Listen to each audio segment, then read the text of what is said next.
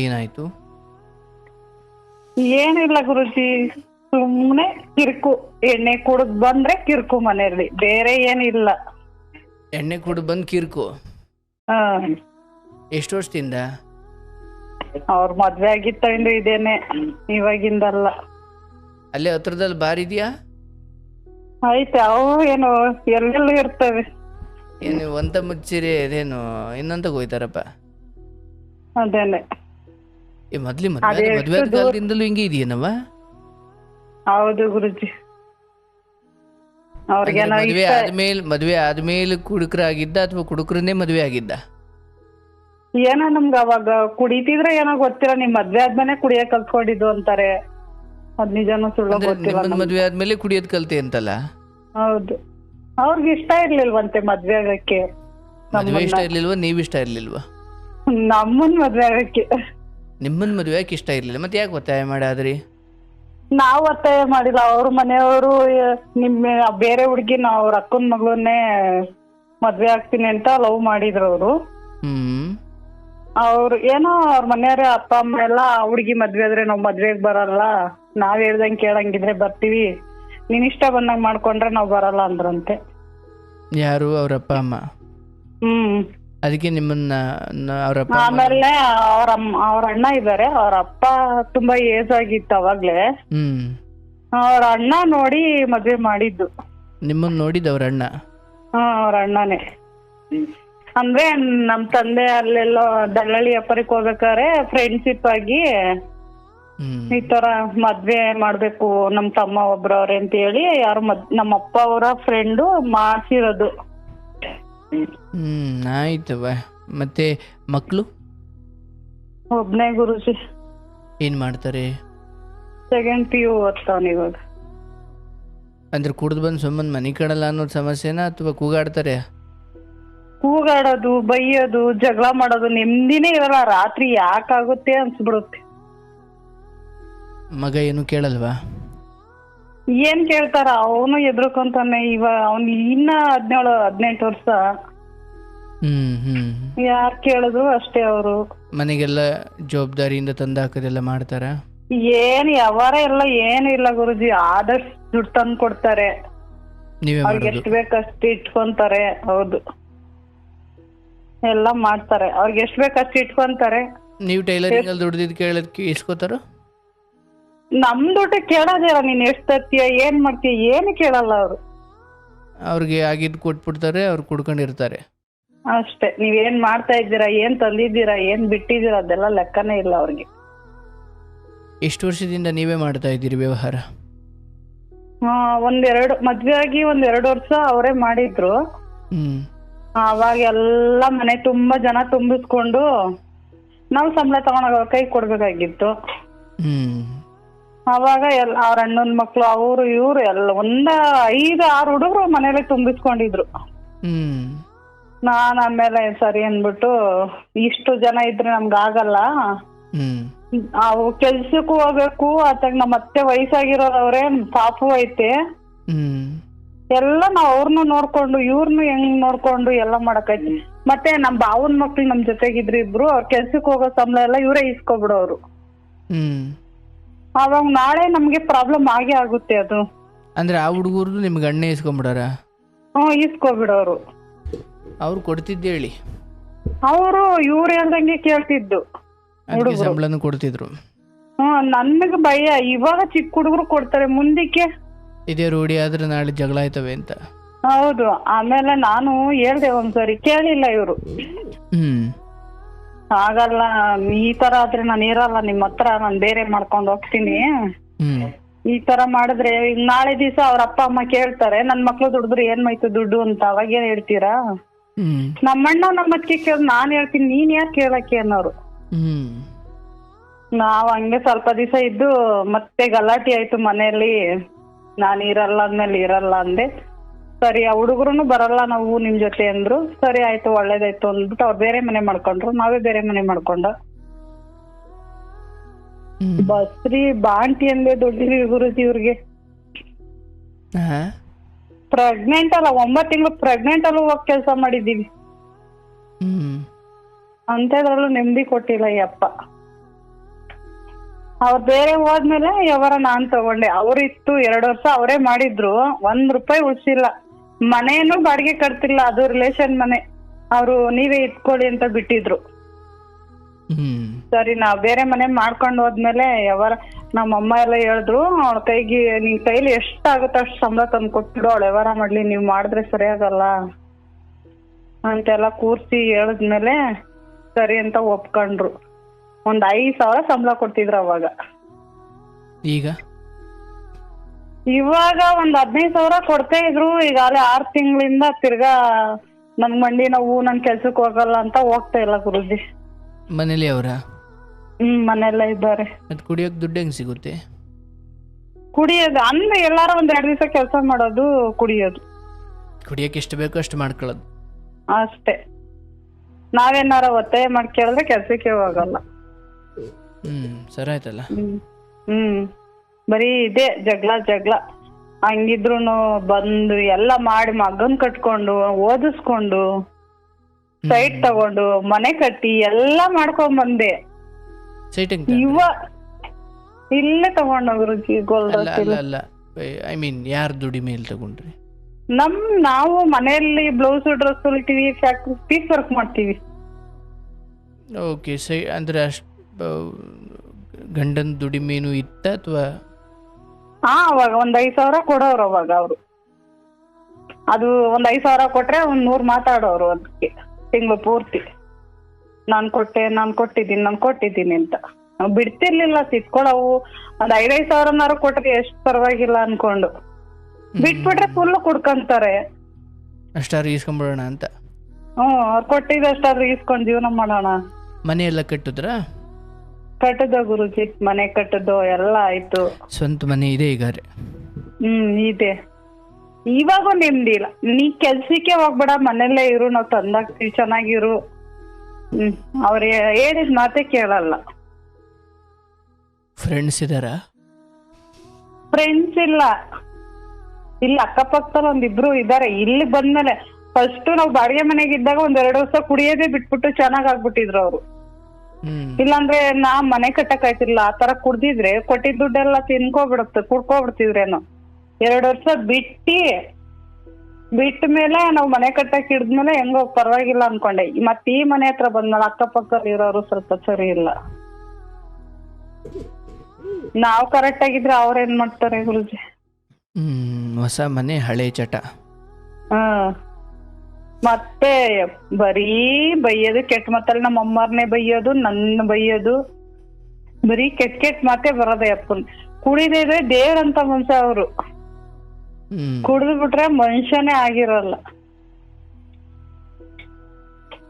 ಬೆಳಿಗ್ಗೆ ಎದ್ದು ನಾನೇನು ಒಂದೇ ಇಲ್ಲ ಅನ್ನಂಗಿರ್ತಾರ.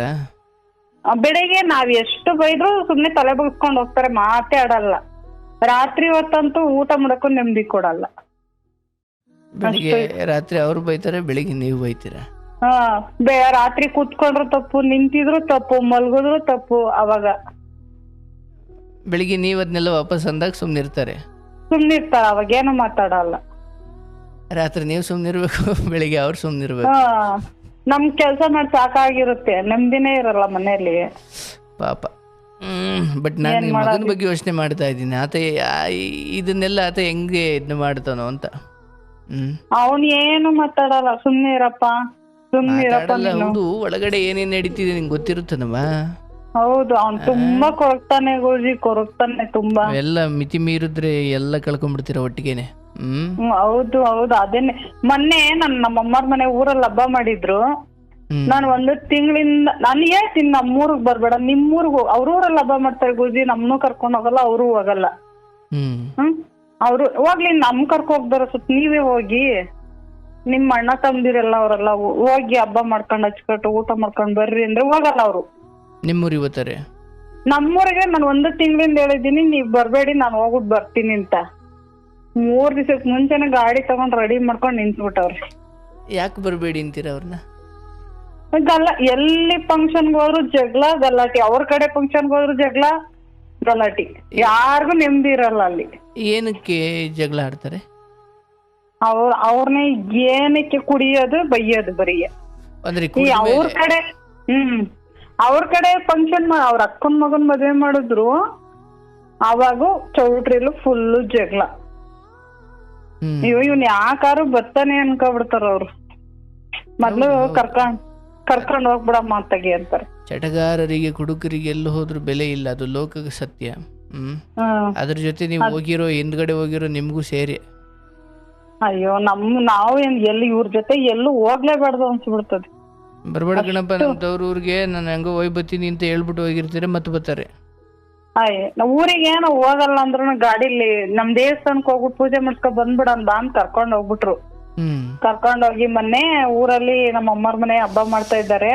ಅವ್ರ 1-2 ಮರಿ ಕುಯ್ದು ಹಬ್ಬ ಮಾಡ್ತಾವ್ರೆ. ಹೋದವ ಊಟ ಮಾಡ್ಕೊಂಡ್ವ ಬರ್ಬೇಕು. ಅಲ್ಲಿ ಯಾರ ಪಕ್ಕದವನ್ನ ಜೊತೆಗೆ ಮಾಡ್ಕೊಂಡು ಅವನ್ ಕುಡ್ಸ್ಕೊಂಡು ಜಗಳ ಮಾಡ್ಕೊಂಡು ಗಾಡಿ ಬೀಳ್ಸಿ ನನ್ನೂ ಬೀಳ್ಸಿ. ಅಯ್ಯಯ್ಯೋ, ಇದೇನ್ ಕುಡಿಯಕ್ಕೆ ಇಲ್ಲಿಂದಲೇ ತಗೊಂಡೋಗಿರ್ತಾರ ಅಲ್ಲಿ ಕೊಡ್ತಾರ? ಅಲ್ಲೇ ಸಿಗುತ್ತೆ ಗುರುಜಿ, ಊರ್ ಕಡೆ ಸಿಗಲ್ವಾ? ಇವ್ರು ಬಂದ ತಕ್ಷಣ ನಿಮ್ಮ ಮನೆಯವ್ರಿಗೆಲ್ಲ ಒಂದು ಅಂದಾಜು ಬರುತ್ತೆ ಇಲ್ಲೇನು ಆಗ್ಬೋದೀಗ ಅಂತ. ನಮ್ಮಮ್ಮರಿಗೂ ಮನೇಲೆ ತಂದ್ ಕುಡಿತಾರ ನಮ್ಮಮ್ಮರ ಮುಂದೆ. ನಮ್ಮಮ್ಮರು ಇವತ್ತು ಒಂದಿವ್ಸಂಗನ ಕುಡ್ಕೊಳ್ಳಿ, ನಾವ್ ಬೈದ್ರೆ ಏನಾರ ಅನ್ಕಂತಾರೆ, ಬಿಟ್ಬಿಡ್ತಾರ ಅವ್ರು. ಕೇಳೋದೇ ಇಲ್ಲ. ಹಂಗೆ ಈಗ ಬಂದಿರೋದಕ್ ಬೈತಾರೆ ಅಂತಾರೆ ಅಂದ್ಬಿಟ್ಟು ಅವ್ರು ಕೇಳೋದೇ ಇಲ್ಲ. ಹೋಗ್ಲಿ ಅತ್ತಾಗ ಏನೋ ಮಾಡ್ಕೊಂಡ್ ಹೋಗ್ಬಿಡ್ಲಿ ಅವ್ರು, ಸುಮ್ನೆ ಅತ್ತಾಗ ಇದ್ಬಿಡೋಣ ಅಂತಾರೆ. ಲಾಸ್ಟ್ ಜಗಳ ಮಾಡಿ ಯಾರನ್ನೂ ಊಟ ಮಾಡ್ದಂಗ್ ಮಾಡಕ್ ಬಿಡ್ತಾರ. ಮೊನ್ನೆ ಎಲ್ಲ ತುಂಬಾ ಜಗಳ ಅದೇ. ಒಂದ್ 15 ದಿವಸದಿಂದ ಬರೀ ಇದೆ. ಮನೇಲಂತೂ ನೆಮ್ಮದಿನೇ ಇಲ್ಲ. ಊಟನೂ ಸರಿಯಾಗಿ ಮಾಡಲ್ಲ. ಬರೀ ಇಂಥವ್ರಿಗೆ ಏನ್ ಮಾಡಕ್ ಆಗುತ್ತೆ ನಾವು? ಏನು ಇಲ್ಲವ್ವ ಮಗ, ಒಂದ್ ಹಂತಕ್ ಬಂದ್ ದಂಡಂ ದಶಗುಣಮ್ಮ ಆದಾಗ ಆಗದ ಹೊರತು ಇವೆಲ್ಲ ಸರಿ ಹೋಗಲ್ಲ. ಅದೇ ಹೇಳ್ತಾರೆ, ಅವನ್ ಕೈಲಿ ನಿನ್ಗೆ ಹೊಡ್ಸೋದು, ನಿನ್ಗೆ ಆಚೆಗೆ ಹಾಕಿಸ್ತೀನಿ, ನಿನ್ಗೆ ಊಟ ಕೊಡ್ದಂಗ್ ಮಾಡಿಸ್ತೀನಿ ಅವನ್ ಕೈಲಿ. ಆಯ್ತು, ಹಿಂಗ್ ಕುಡ್ಕೊಂಡಿದ್ರೆ ಯಾರು ಊಟ ಕೊಡಕ್ ಬಂದ್ರು ತಿನ್ನಕ್ ಆಗದೆ ಇರೋ ಸ್ಥಿತಿಗೆ ತಲುಪ್ತಾರೆ. ಈಗ 6 ತಿಂಗಳಿಂದ ಕೆಲ್ಸಕ್ಕೆ ಹೋಗಿಲ್ಲ ಗುರುಜಿ. ಮಂಡಿ ನೋವು ಅಂತ ನಾನು ಎಲ್ಲಾ ಕಡೆ ತೋರ್ಸ್ಕೊಂಡ್ ಬಂದು ಮತ್ತೆ ಟಾನಿಕ್ ಡಾಕ್ಟರ್ ಹೇಳಿದಾರೆ 3 ತಿಂಗಳು ಎಣ್ಣೆ ಕುಡಿಲೇಬಾರ್ದು, ಕುಡಿದ್ರೆ ಇದಾಗುತ್ತೆ ನಿಮ್ಗೆ, ಯೂರಿಕ್ ಆಸಿಡ್ ಜಾಸ್ತಿ ಆಗೈತೆ ಅಂತ ಅವ್ರು ಹೇಳಿದ್ದಾರೆ. ಔಷಧಿ ಮಾತ್ರ ಎಲ್ಲ ತಂದ್ಕೊಂಡು 15 ದಿವಸ ಬಿಟ್ಬಿಟ್ಟಿದ್ರು. ಊರಿಗೆ ಬರ್ಬೇಡ, ಎಣ್ಣೆ ಕುಡಿತೀಯ ನೀನ್, ಮತ್ತೆ ಊರಿಗೆ ಬಂದ್ರೆ ಬರ್ಬೇಡ, ಇವೆಲ್ಲ ಖಾಲಿ ಮಾಡು ಮಾತ್ರೆ ಎಲ್ಲ ಅಂತ ಅಂದ್ಬಿಟ್ಟು ನಾನ್ ಸುಮ್ನೆ ಇದ್ರೆ, ಇಲ್ಲ ನಾನ್ ಕುಡಿಯಲ್ವಲ್ಲ, ಇವಾಗ ಕುಡಿತಾ ಇಲ್ವಲ್ಲ, ಬರ್ತೀನಿ ಬಿಡು, ನಾನ್ ಕುಡಿಯೋದ್ ಬಿಟ್ಟಿದ್ದೀನಲ್ಲ, ಊರಲ್ಲೂ ಕುಡಿಯಲ್ಲ ಅಂದ್ಬಿಟ್ಟು ಬಂದ್ಬಿಟ್ಟು ಊರಲ್ಲೂ ರೊಂಪ ರಗ್ಳೆ ಮಾಡಾಕ್ಬಿಟ್ರು ಮೊನ್ನೆ. ಬಟ್ ಯಾರ್ದು ಭಯ ಇಲ್ವಾ ಇವ್ರಿಗೆ? ಎಲ್ಲಾರು ಇವ್ರಿಗೆ ಹೆದರ್ಕೋತಾರೆ. ಯಾಕೆ? ಅವ್ರ ಅಣ್ಣ ಕೂಡ ಅವ್ರ ಅಣ್ಣಂಗೂ ಇವರೇ ಬೈತಾರೆ. ಅವ್ರ ಅಣ್ಣನ ಹೆಂಡತಿಗೂ ಇವ್ರಿ ಕೆಟ್ಟ ಮಾತಲ್ಲೆಲ್ಲ ಬೈದ್ರು. ಒಂದ್ಸರಿ ಊರಲ್ಲಿ ಹಬ್ಬಕ್ ಹೋದಾಗ ನಾನು ಅವ್ರ ಅಣ್ಣನೂ ಕೂಡ ಕೇಳ್ತಾನೆ, ನನ್ನ ಹೆಂಡತಿ ಏನಕ್ಕೆ ಹಿಂಗ ಅಂತಿ ಅಂತ ಕೇಳ್ತಾನೆ. ನನಗೆ ಬೇಜಾರಾಯ್ತು. ನಿನ್ನ ಹೆಂಡತಿಗೆ ನೀನ್ ಏನಾರ ಅನ್ಕೋ, ಬೇರೆ ಹೆಂಡತಿಗೆ ಹಂಗ ಅಂದ್ರೆ ಅವ್ರಿಗೆ ಎಷ್ಟು ಬೇಜಾರಾಗಲ್ಲ. ಹಂಗ ಅನ್ಬೇಡ ಅಂದ್ ನೀನೇ ಅವಳೆ ಕೇಳಕ್ಕೆ ಅಂತ ಹೇಳೋದು. ಎಲ್ಲ ಬಹಳ ಚಿಗರಲ್ಲಿ ಚೂಟ ಹಾಕ್ಬೇಕವ್ವ. ಇರ್ಲಿ, ಬೇಜಾನ್ ಚಟ ಇತ್ತು ಗುರುಜಿ. ಹುಡ್ಗಿರ್ ಸೋಕಿ ಎಲ್ಲ ಐತಿ, ಎಲ್ಲ ಬಿಡ್ಸ್ಕೊಂಡ್ ಬಂದೆ. ಇವಾಗ ಇದೊಂದು ಬಿಡ್ತಾ ಇಲ್ಲ. ಎಷ್ಟು ವರ್ಷ ಈಗ ಅವ್ರಿಗೆ? ಇವಾಗ ಒಂದ್ 47 48 ಆಗಿರುತ್ತೆ ಗುರುಜಿ. ನೋಡುವ, ಇಲ್ಲಿ ನಾವ್ ಮದ್ವೆ ಆಗ್ಬೇಕಾದ್ರೆ ಹುಡ್ಗಿರು ಇದ್ದಾರೆ. ನಾನ್ ಮದ್ವೆ ಉಂಗ್ರ ಮಾಡ್ತಿದಾರೆ ನಮ್ಮ ಅಮ್ಮರು, ಇಂಚಿಲಕ್ ಉಂಗ್ರ ಮಾಡ್ತಿದಾರೆ. ಮದ್ವೆ ಆಗಿದ್ ಬೆಳಗ್ಗೆಗೆ ಮಾರ್ಬಿಟ್ಟವ್ರ ಉಂಗ್ರ. ಅವ್ ಹುಡ್ಗಿರು ನೋಡ್ತಾರೆ ಅಂತ ಹೇಳ್ಬಿಟ್ಟು. ಯಾವ ಹುಡ್ಗಿರು? ಮೊದ್ಲು ಲವ್ ಮಾಡಿದ್ರಂತೆ. ಮದ್ವೆ ಆಗ್ತೀನಿ ಅಂದ್ರ ಅವ್ರ ಮನೇಲಿ ಮಾಡ್ಲಿಲ್ವಲ್ಲ, ಅವ್ರ ಅಕ್ಕನ್ ಮಗ್ಳೆ, ದೊಡ್ಡಪ್ಪನ್ ಮಗ್ಳೆ. ಅವ್ರು ಮದ್ವೆ ಮಾಡ್ಲಿಲ್ವಲ್ಲ, ಆವಾಗ ಬಂದಿದ್ದಷ್ಟೇ. ಬಂದ್ ಉಂಗ್ರ ಎಲ್ಲ ಅಲ್ಲೇ ಮಾರ್ಬಿಟ್ರು. ಇವ್ರು ನೋಡ್ತಾರೆ, ಇಲ್ಲಿ ಬಂದ್ರ ಹಾಕೊಂಡ್ ಬಂದ್ರೆ ಅನ್ಬಿಟ್ಟು ಜೋಬಳಿಗೆ ಇಕ್ಕೊಂಡ್ರ ಆಯ್ತು, ಪದ್ನ್ಯಾಕ್ ಮಾರ್ಬೇಕು? ಮಾರ್ಬಿಟ್ರು. ಮದ್ವೆ ಆಗಿದ್ ಬೆಳಗ್ಗೆಗೆ ಎಲ್ಲ ಮಾರಾಕ್ಬಿಟ್ರು, ಪಾರ್ಟಿ ಕೊಡ್ಸಕ್ಕೆ ಹುಡುಗಿಗೆ. ಆಮೇಲೆ ಬಂದು ಇಲ್ಲಿ ಜಗಳ. ಅದ್ ಹೆಂಗೆ ಮನೆಯಲ್ಲೇ ಇರ್ತಿರ್ಲಿಲ್ಲ. ಮದ್ವೆ ಆಗಿ ಬಂದಿದ್ದೀನಿ, ರಾತ್ರಿ 12 ಗಂಟೆಗೆ ಮನೆಗೆ ಬರೋದು, ಬೆಳಗಿನ ಜಾವ 5 ಗಂಟೆಗೆ ಆಲೇ ಇದ್ದೆ ಅವ್ರ ಮನೇಲಿ ಇರೋರು.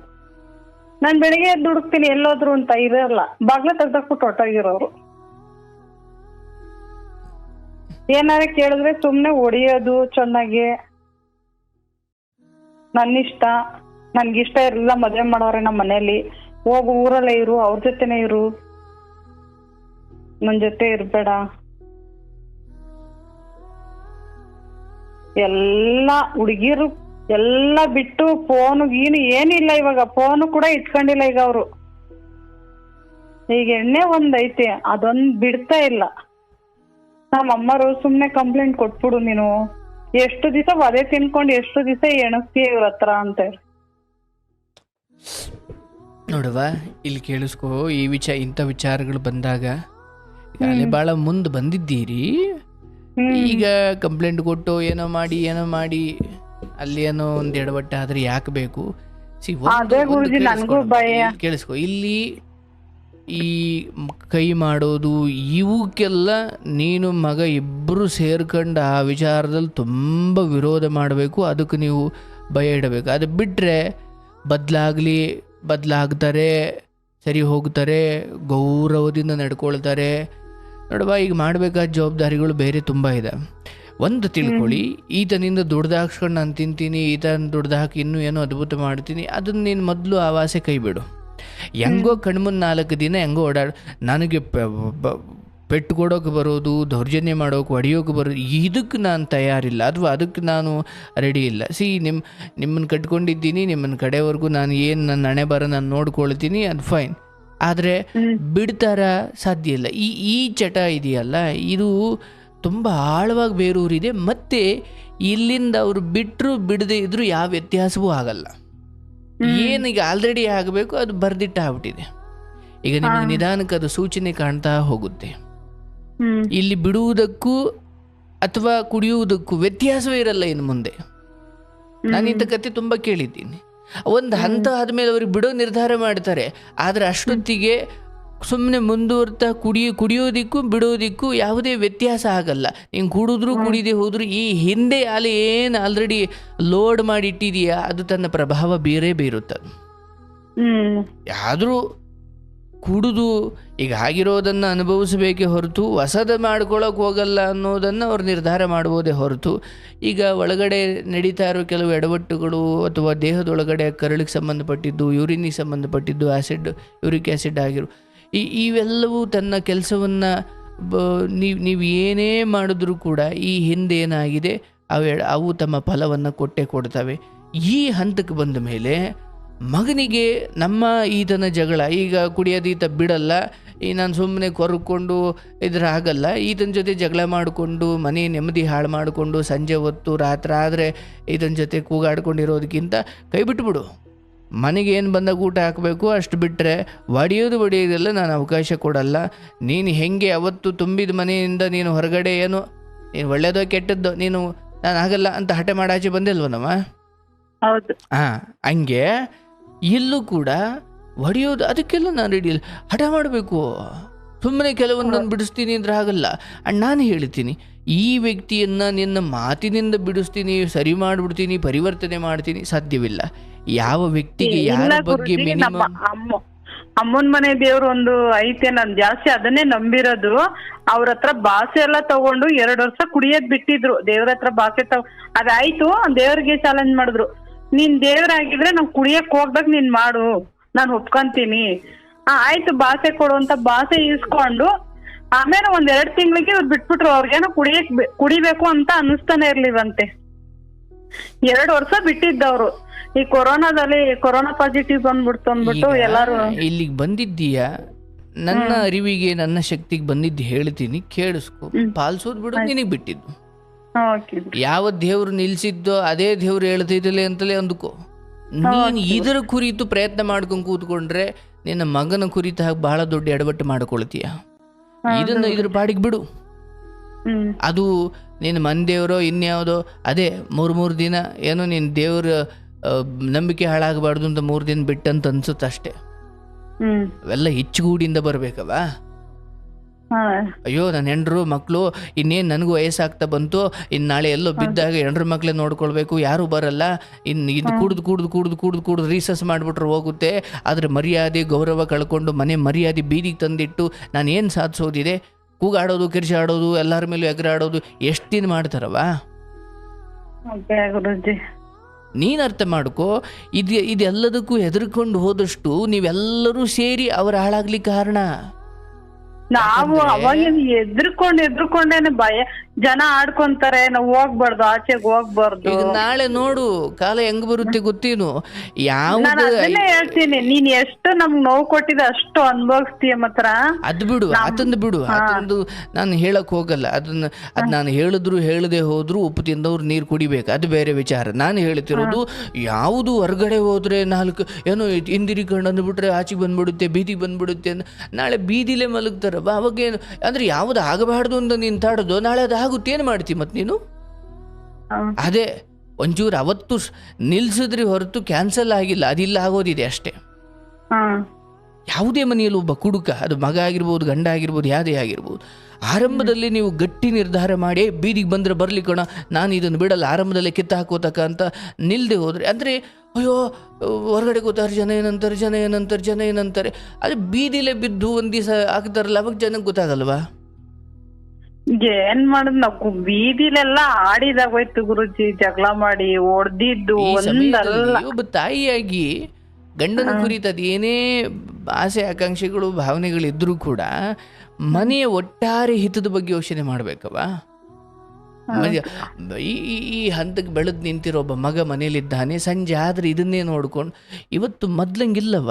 ನಿಮ್ಮ ತಂದೆ ತಾಯಿ ಒಡೆದಾಡಿ ಚಚ್ಚಾಡಿದ್ರು ನೀವು ಒಳಗಡೆನೆ ಅಳ್ಕೊಂಡೋಗುವ ಬೇಜಾರು ಮಾಡ್ಕೊಂಡು ಮೂಲೆಯಲ್ಲೇ ಕೂತ್ಕೊಳ್ತಾ ಇದ್ರಿ. ಹೌದೌದೌದು. ಇವತ್ತು ನಾನೇ ನೋಡಿದ ತಾಯಿ, ಎಷ್ಟೋ ಮಕ್ಳು ಮನೆ ಬಿಟ್ಟು ಹೊಂಟೋಗ್ಬಿಡ್ತಾರೆ. ಹೌದು. ಒಂದು ಸರಿಯಾದ ವಾತಾವರಣ ಕೊಡೋದ ಹೊರತು ಮಕ್ಕಳು ಸ್ಕೂಲಲ್ಲೇ ಇರಲ್ಲ, ಮನೇಲಿ ಇರ್ತಾರ. ಅವನು ಅದೇ ಹೇಳ್ತಾನೆ, ನೀವಿಬ್ರು ಹಿಂಗೆ ತಿತ್ತಾಡೋರೆ, ನಾನು ಎಲ್ಲಾರು ಹಾಸ್ಟ್ಲಿಗೆ ಹೋಗಿ ಸೇರ್ಕೊಬಿಡ್ತೀನಮ್ಮ, ನಾನು ಇರಲ್ಲಮ್ಮ ಈ ತರ ಆಡಿದ್ರೆ. ಹಿಂಗ್ ಬಂದವ್ರ ತಾಯಿ ತಂದೆಗೆ ಅಥವಾ ಇಲ್ಲಿ ಬಂದ ಹೆಣ್ಮಕ್ಳಿಗೆ ನಾನು ಯಾಕೆ ಇದನ್ನು ಒತ್ತಿ ಹೇಳ್ತೀನಿ ಅಂದರೆ, ಯಾವ ಈ ಗಂಡ ಕುಡಿದು ತನ್ನ ಸ್ವಯಂಕೃತ ಅಪರಾಧದಿಂದ ಇಷ್ಟು ಮಾಡಿಕೊಂಡಿದ್ದಾನೆ, ಅದಾಲೆ ಕಾಲ ಮೀರು ಹೋಗಿದೆ ಅಥವಾ ಅದೇನು ಆತನ ಕೈಲಿದೆ. ಬಟ್ ಏನು ಮಾಡದ ಮಕ್ಕಳ ಬಗ್ಗೆ ನೀವು ಯೋಚನೆ ಮಾಡದೆ ಇದನ್ನು ಸರಿ ಮಾಡೋ ತಗೋ, ನಾನು ಈ ಕಡೆ ಮಗನ ಕಡೆ ನೋಡಲ್ಲ ಅಥವಾ ಮನೆ ನೆಮ್ಮದಿಯಾಗಿರೋಕೆ ನಾನು ಅವಕಾಶ ಕೊಡಲ್ಲ ಅಂದರೆ, ಸಂಜಾದ್ರೆ ಇದೆ ಅಂದರೆ ಬೇಡ. ನಾನು ಹೇಳ್ತೀನಿ, ಇಲ್ಲಿಂದ ಆಚೆಗೆ ಈ ವ್ಯಕ್ತಿಯ ಈ ಕುಡಿತ ಅನ್ನೋ ಈ ಚಟದಲ್ಲಿ ಯಾವುದೇ ಬದಲಾವಣೆ ಸದ್ಯಕ್ಕಂತೂ ಸಾಧ್ಯವಿಲ್ಲ. ಯಾಕಂದ್ರೆ ಆತನಿಗೆ ನೀವೆಲ್ಲರೂ ಅದಕ್ಕೆ ಬೇಕಾದ ಅಹಂಕಾರವನ್ನು ಕೊಟ್ಟು ಬಿಟ್ಟಿದ್ದೀರಿ. ಯಾಕಂದ್ರೆ ಯಾರ ಭಯವೂ ಇಲ್ಲ ಅಲ್ಲಿ. ನನ್ನ ಯಾರು ಕೇಳಲ್ಲ, ನಾನು ಮಾಡ್ದಂಗೆ ನನ್ನ ಹೆಂಡತಿ ಅಡಿಸ್ಕೊಳ್ತಾಳೆ, ನನ್ನ ಮಗ ಹೆದರ್ಕತಾನೆ, ನೀನು ಆಯ್ತಪ್ಪ ಮೇಷ್ಟ್ರೇ ಒಂದು ತಿಂಗಳು ಶಾಲೆಗೆ ಬರಲ್ಲ ಅಂತ ಮಕ್ಳಿಗೆ ಗೊತ್ತಾದ್ಮೇಲೆ ಹೋಮ್ವರ್ಕ್ ಮಾಡ್ಕೊಂಡು ಬರೋದಕ್ಕೆ ಕಾರಣ ಏನಿದೆ? ಮೇಷ್ಟ್ರೇ ಬರಲ್ಲ, ಹೋಮ್ವರ್ಕ್ ಹೇಗೆ ಮಾಡ್ಕೊಂಡು ಹೋಗ್ಲಿ? ಅಥವಾ ನಮ್ಮ ಭಾಷೆ ಕೇಳಲ್ಲ, ಕೆಲಸ ಯಾಕೆ ಮಾಡಲಿ? ಅಂದರೆ ಒಂದು ಕಂಪನಿಯಲ್ಲಾದರೂ ಮೇಲ್ವಿಚಾರಕರಿಗೆ ಎದರದ ಕಾರ್ಮಿಕರಾಗ್ತಾರೆ, ಅಥವಾ ಮೇಷ್ಟ್ರಿಗೆ ಎದರದ ಮಕ್ಕಳು, ಎತ್ತವ್ರಿಗೆ ಎದರದ ಮನೆಯಲ್ಲಿ ಮಕ್ಕಳು, ಅಥವಾ ಹೆಂಡತಿಗೆ ಎದರದ ಗಂಡನಿಗೆ ಎದರದ ಹೆಂಡತಿ. ಎದರೋದು ಅಂದರೆ ಎಲ್ಲ ವಿಚಾರ ಅಂತಲ್ಲ. ಕೆಟ್ಟದ್ದು ಮಾಡಿದ್ರೆ ನನ್ನ ಹೆಂಡತಿ ಬಿಡ್ತಾಳ, ನನ್ನ ಗಂಡ ಬಿಡ್ತಾನ, ಈ ಭಯ ಭಕ್ತಿ ಇಲ್ಲದ ಹೊರತು ಯಾವ ಮನೆ, ಯಾವ ಸಂಸ್ಥೆ, ಯಾವ ದೇಶ ಉದ್ಧಾರ ಆಗ್ತವ? ಆ ಭಯ ಅಟ್ಲೀಸ್ಟ್ ಮಗನಿಗೆ ಇನ್ನೂ ಇದೆ ಎಂದಾಗ ನೀನು ಆ ಕಡೆ ಗಮನ ಕೊಡಬೇಕು. ಈ ಗಂಡನಿಗಿಲ್ಲ ಅಂತ ಗೊತ್ತಾನೆ ನಿನಗೆ? ನಾನು ಕುಡ್ಕೊಂಡು ಹೋದರೆ ನನ್ನ ಹೆಂಡತಿ ಮಕ್ಕಳೆಲ್ಲ ಬೇಜಾರು ಮಾಡ್ಕೋತಾರಪ್ಪ, ಅವರು ಊಟ ಬಿಟ್ಬಿಡ್ತಾರಪ್ಪ, ಅವರು ನೆಮ್ಮದಿ ಹಾಳು ಮಾಡ್ಕೊಳ್ತಾರಪ್ಪ, ಮನೇಲಿ ಜಗಳ ಆಗುತ್ತಪ್ಪ. ಇದು ಯಾವ ಚಿಕ್ಕ ಕಾರುಣ್ಯವೂ ಇಲ್ಲದ ಒಬ್ಬ ವ್ಯಕ್ತಿಗೋಸ್ಕರ ನೀನು ಮನೆ ನೆಮ್ಮದಿ ಯಾಕೆ ಬಲಿ ಕೊಡ್ತಿ? ಆಯಿತು, ಅದನ್ನು ಪಾಡಿಗೆ ಆತ. ಯಾಕಂದರೆ ಈ ಕಠಿಣ ಹೃದಯ ನೀನು ಒಮ್ಮೆಲೆ ಒಂದೋ ಮಾಡಿಲ್ಲ, ಅದನ್ನೇ ಅಷ್ಟು ವರ್ಷದಿಂದ ಸರಿ ಮಾಡ್ಕೊಂಡು ಬಂದಿದ್ದೀನಿ. ನೀನು ಕರ್ಮ ನೀನು ಕಳ್ಕೊಂಡಿದ್ದೀಯಲ್ಲವ. ಇದೇನೋ ಒಂದೇ ಸತಿಗೆ ಮಾಡಿ ನೀನು ಕುಡಿತೀಯಲ್ವ, ನಾನು ಬಿಟ್ಟೋಯ್ತೀನಿ ಕಣ ಅಂತ ನೀನು ಹೋಗಿಲ್ಲ. ನೀನು ಅದ್ರ ಬಗ್ಗೆ ಹೆಮ್ಮೆ ಇಟ್ಕೋ. ಒಂದು ಇಷ್ಟು ವರ್ಷ ಅದಕ್ಕೆ ಅಂತ ಒದ್ದಾಡ್ದೆ, ಈಗ ಮಗ ಎಲ್ಲ ಅರ್ಥ ಮಾಡ್ಕೊಳ್ಳಿ ಅಂತಕ್ಕೆ ಬಂದಾಗ ಮನೇಲಿ ಏನ್ ಚರ್ಚೆ ನಡಿಬೇಕು, ಯಾವುದನ್ನ ಸುಮ್ಮನೆ ಅದ್ರ ಪಾಡಿಗೆ ಅದು ಬಿಟ್ಟು ಬಿಡ್ಬೇಕು. ಮಾತಾಡ್ಸಲ್ಲ, ಇವಾಗ ನಾವು ಬಿಟ್ಬಿಟ್ಟಿದೀವಿ. ದಯವಿಟ್ಟು ಈ ಸಮಯದಲ್ಲಿ ಕಾಲಕ್ರಮೇಣ ಒಡೆಯೋದು ಇದಕ್ಕೆಲ್ಲ ಅವಕಾಶ ಕೊಡ್ಬೋದು. ಎಂಥ ಧರ್ಮವಂತನೇ ನಾನೇ ಹೇಳ್ತೀನಲ್ಲವ, ನಾನು ಹೌದು ಎಲ್ಲರಿಗೂ ಗೌರವ ಕೊಡ್ತೀನಿ, ಬಟ್ ಯಾವುದು ಮಿತಿಮೀರಿ, ಅದು ನನ್ನ ಮನೆಯವರೇ ಇರ್ಬೋದು, ಯಾರೇ ಇರ್ಬೋದು, ಅಥವಾ ನನಗೂ ಸೇರಿದಂತೆ ಈ ಓಕೆ, ನಾನು ಯಾರ್ದೋ ಒಬ್ಬರು ಮಾತು ಕೇಳಲ್ವಾ, ಸರಿ, ನಾನು ಅವ್ರ ಮಾತು ಕೇಳಲ್ಲ, ಬಟ್ ನಾನು ಅವರಿಗೆ ಬಡಿಯೋಕ್ಕೆ ಹೋದರೆ ಅವ್ರು ನನಗೆ ತಿರುಗಿಸಿ ಹೊಡಿಬೇಕು ಅವರು. ಹೌದು. ಈಗ ನೀವು ಹೇಳಿದ್ದನ್ನು ಅವ್ರು ಕೇಳಲ್ಲ, ಕುಡಿತಾರೆ, ಆಯಿತು ಓಲಿ, ಬಟ್ ಬಡಿಯೋದೆಲ್ಲ ಮಾಡೋಕ್ಕೆ ಬಂದಾಗ ಅದನ್ನು ಸಹಿಸ್ಕೊಳ್ಳೋದು ಸತಿ ಧರ್ಮ ಅಲ್ಲ. ಗಂಡನ ಕಡು ಕಷ್ಟದಲ್ಲೂ ಗಂಡ ಬೀದಿಗೆ ಬಂದರೆ ನೀನು ಅವನ ಜೊತೆ ಬೀದಿಲಿ ಗುಡಿಸ್ಲಲ್ಲಿ ಬದುಕು, ಇದು ಸತಿ ಧರ್ಮ, ಹೆಂಡತಿಯಾಗಿ ನಿನ್ನ ಧರ್ಮ ಹೌದು. ಆದರೆ ಗಂಡ ಹೊಡೆದಂಗೆಲ್ಲ ಹೊಡಿಸ್ಕೊಂಡು ತುಳಿಸ್ಕೊಂಡು ಬೈಸ್ಕೊಂಡು ಹೊಲ್ಸು ಮಾತು ಅನ್ನಿಸ್ಕೊಂಡು ಇರು ಅಂತ ಯಾವ ಧರ್ಮಶಾಸ್ತ್ರವೂ ಹೇಳಿಲ್ಲ. ಏನ್ ಮಾಡೋದು ಗುರುಜಿ, ಕೇಳಲ್ಲ, ನಮ್ ಕಡೆ ಕೇಳೋರು ಇಲ್ಲ. ಅವ್ರು ಬೈಯೋದು ಬಿಡಲ್ಲ, ಅವ್ರು ಕೂಗಾಡೋದು ಬಿಡಲ್ಲ, ಅವ್ರು ಕುಡಿಯೋದು ಬಿಡಲ್ಲ, ಅವ್ರು ತಂದೇನಿದೆ ಅದನ್ನ ದುಷ್ಕರ್ಮ ಮಾಡೇ ಮಾಡ್ತಾರೆ. ನೀವು ಅದನ್ನ ನಿರೀಕ್ಷಿಸುವುದನ್ನು ಬಿಡಿ. ಓಕೆ, ನನ್ನ ಗಂಡ ಹೀಗಿದ್ದಾನೆ, ಈಗ ಯಾಕಿಲ್ಲ, ಈಗ ಧರ್ಮಯುತವಾಗಿಲ್ಲ, ಒಳ್ಳೆಯ ಮಾತು ಯಾಕಾಡಲ್ಲ, ಒಳ್ಳೆ ರೀತಿ ನಮ್ಮನ್ನ ಯಾಕೆ ಉಪಚರಿಸಲ್ಲ, ನಿರೀಕ್ಷೆಗಳಿಲ್ಲ ಅಂದರೆ ಹೆಂಗೆ ಆಡ್ಕೊಂಡ್ರು ನಿನಗೆ ದುಃಖ ಇಲ್ಲ. ಬಟ್ ನಿನಗೆ ನಿರೀಕ್ಷೆಗಳಿದ್ದರೆ ಆತನ ಪ್ರತಿವರ್ತನೆಯೂ ನಿಂಗೆ ದುಃಖ ಕೊಡುತ್ತೆ. ಅಯ್ಯೋ ಯಾವತ್ತೋ ಬಿಟ್ಬಿಟ್ಟಿದ್ದೀನಿ ಸಹ ಅಂತಾರೆ ನೋಡಿ ಎಷ್ಟೋ ತಾಯಂದಿರು. ಅಯ್ಯೋ ತಲೆ ಕೆಡಿಸ್ಕೊಂಡು ಏನ್ ಮಾಡೋದು, ಒಂದೊಂದ್ಸರಿ ಸುಚ್ಚಿ ಮಾತಾಡಿದಾಗ ನಮ್ಗೆ. ಅದಕ್ಕೆ ನಿನ್ನ ತಾಯಿನೋ ನಿನ್ನ ತವ್ರ ಮನೆಯನ್ನು ನಿನ್ನನ್ನು ಬೈತಾ ಬಂದಿರೋದು ನೆನ್ನೆ ಮೊನ್ನೆ ಏನಲ್ಲ. ಹೌದು, 5 ವರ್ಷ ನಮ್ಮ ಅಮ್ಮನ ಮನೆಗೆ ಕಳ್ಸಿಲ್ಲ ಅವರು. ಹೌದು, ಎಲ್ಲಾ ತಾಯಂದಿರಿಗೂ ಈ ಪರಿಸ್ಥಿತಿಲಿ ಎಷ್ಟು ಹೆಣ್ಮಕ್ಳಿದ್ದಾರಲ್ಲವ.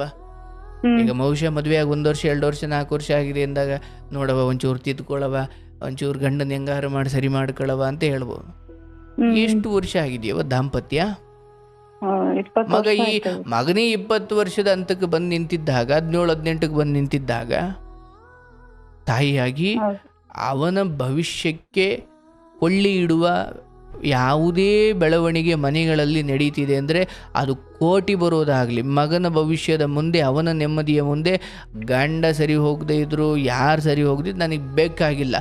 ಮಗನಿಗೆ ಒಂದು ವೇಳೆ ತಲೆ ಕೆಟ್ಟು ಆ ಎಳೆಯ ವಯಸ್ಸಿನ ಮೇಲೆ ಬಿದ್ದ ಪರಿಣಾಮ ಶಾಶ್ವತವಾಗಿ ಆತ ದಾರಿ ತಪ್ಪಲಿ ಕಾರಣ ಆಗ್ಬಿಡುತ್ತೆ. ಬಿಡು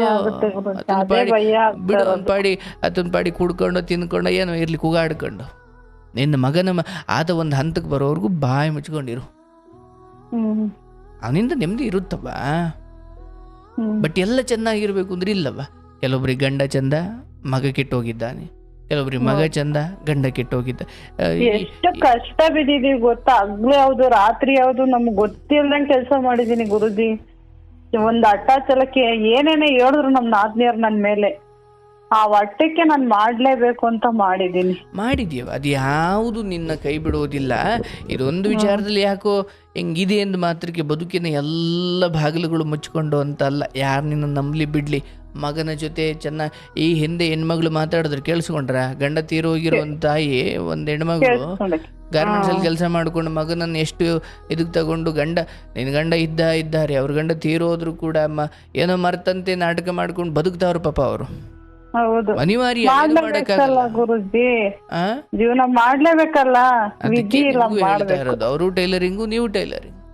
ಮಗನ ಮೇಲೆ ಭರವಸೆ ಇಡಿ. ಅವರು ನೋಡಿ ಗಂಡ ಹೋಗಿದ್ದಾರೆ, ಹೌದು, ಕೆಲವೊಬ್ರು ತೀರು ಹೋದ್ರೆ ಇನ್ನು ಕೆಲವೊಬ್ರು ಇದ್ದು ಸತ್ತಂತೆ.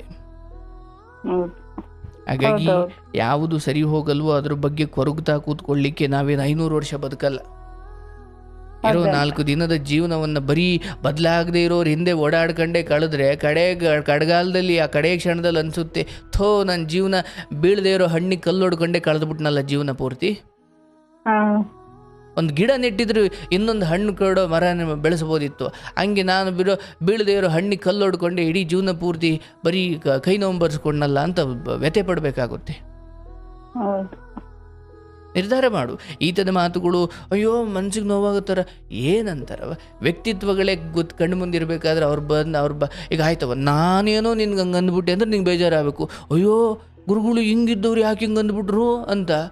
ಈಗ ಇರೋದೇ ಹಂಗೆ ಅಂದಾಗ ಅಲ್ಲಿಂದ ಬರೋ ಮಾತುಗಳು ಹಂಗೆ ಇರ್ತಾವಲ್ಲ. ಹಂಗಲ್ಲ ಗುರುಜಿ, ಅವ್ರು ಹೆಂಗ್ ನಡ್ಕಂತಾರೆ ಅಂದ್ರೆ, ನಮ್ ತಮ್ಮನ್ ಮದ್ವೆಗೆ ಹೋಗ್ಬಿಟ್ಟಿದ್ದೆ ಅಂದ್ಬಿಟ್ಟು ಮದ್ವೆ ಆಲ್ಬಮ್ ಎಲ್ಲ ಒಲೆಗೆ ಸುಟ್ಟಿ ಫೋನ್ ಎಲ್ಲ ಡಮ್ಮ ಅನ್ಸ್ತಾರೆ ಮನೇಲಿ. ನನಗ್ ಭಯ, ಮಲ್ಕೊಳಕ್ ಆಗಲ್ಲ, ಗ್ಯಾಸ್ ಹಚ್ಬಿಡ್ತೀನಿ ಅಂತಾರೆ. ಅವಾಗ ಹೆಂಗೆ ಜೀವನ ಮಾಡೋದು ಹೆಂಗೆ ಅವಾಗ?